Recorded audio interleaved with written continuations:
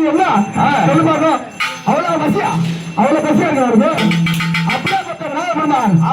பெற்றுக் கொண்டாரு சொன்ன உடனே என்ன செய்யறார் முருகப்பெருமாறு எப்பா எனக்கு தனியாக வர முடியும் என்று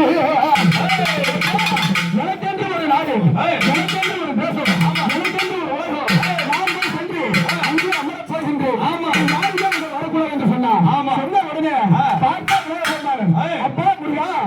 எனக்கு தம்பி நான் உனக்கு அண்ணன் நீ எனக்கு தம்பி நான் உனக்கு அண்ணன் இருந்த போதிலும் இந்த மாங்கனி எனக்கு வேணாம் நீ இல்லாம நான் ஒண்ணும் பண்ண முடியாது